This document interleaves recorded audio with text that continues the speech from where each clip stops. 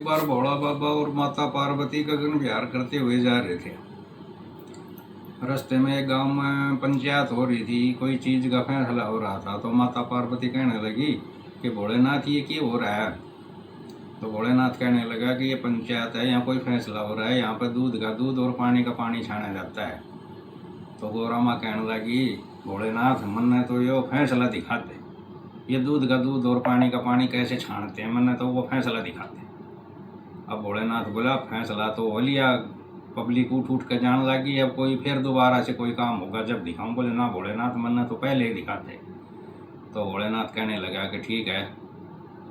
पार्वती को कहने लगे कि आप साधु का वेश बनाओ और यहीं बैठ जाओ। अभी यहाँ पर थोड़ी देर बाद में 2-3 घंटे बाद में पंचायत इकट्ठी होगी और फिर देखना दूध का दूध और पानी का पानी कैसे छानते हैं। अब भोला बाबा एक जमींदार के घर, एक चौधरी के घर चले जाते हैं और उस चौधरी का भेष बना के और घर चले जाते हैं। और चौधरन रोटी ला, बहुत भूख लाग रही है। अब चौधरन ने देखी कि आज तो ये खेत में काम छोड़ के घर पे ही आ गया, इसी के भूख लागी, जुहाड़ी छोड़ के आ गया। अब भाई चौधरी साहब का भेष बना कर भोलेनाथ तो वहाँ पर बैठ कर चारपाई पर आराम से खाना खा कर और झड़का चारपाई न बिछा चद्दर और आराम से सो गए। अब खेत में चौधरी काम कर रहा है, वो बेचारा भूखा। उसने देखा अब भाई 1:30 बज लिया, 2 बज लिया, रोटी लेकर नहीं आया, या तो चौधरन रोटी लाना भूल गई। अब वो चौधरी साहब घर पर आए तो देखा कि भाई रोटी क्यों नहीं लाई, बोले रोटी तो भी खा कर सोया। उसने देखा दूसरा, बोलिए कौन सुत्या मेरे भेष में।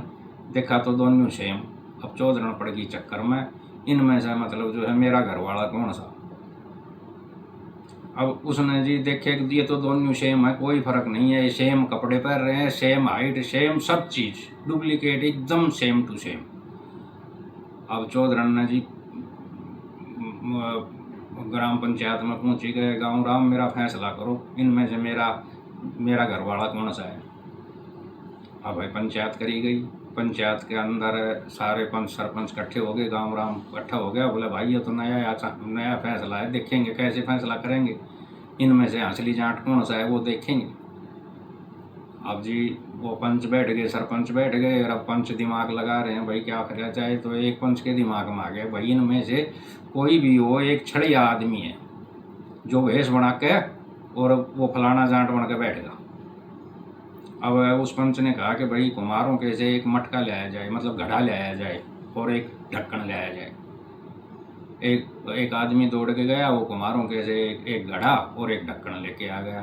अब वो कहने लगे, पंच कहने लगा कि भाई वो असली वो फलाना जाट था, वो तो इस घड़े में बढ़ जाया करता, भाई इनमें से जो असली होगा वो इस घड़े में बढ़ जाएगा। अब भोला बाबा धैर्य देश ने जी सेकंड ही ना लगाई, उस घड़े के अंदर घुस गया।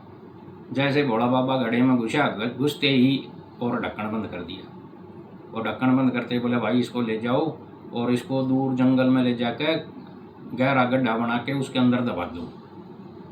अब उसके अंदर भाई जब ले जाने लगे तो पार्वती ने सोचा ये तो भोलेनाथ है। उसने जब खड़ी होकर कहा कि बच्चा मेरे को दे दो, मैं बहुत दूर जा रहा हूँ, मैं इसको बहुत दूर जंगल में दबा दूंगा और बहुत गहरी खाई में दबाऊंगा, लाओ मेरे को दो, आप कहाँ कष्ट करोगे। अब उन्होंने पार्वती माता को वो भोलेनाथ का घड़ा पकड़ा दिया। अब आगे से जाकर जब जंगल शुरू हुआ, कोई नहीं देख रहा था, जब पार्वती माता ने वो ढक्कन उगाड़ कर भोलेनाथ को बाहर निकाला। भोलेनाथ कहने लगा देख लिया पंच फैसला, दबती अभी मेरे को धरती में। बोले नहीं भोलेनाथ कोई बात नहीं भोलेनाथ, मैंने देख लिया पंच फैसला।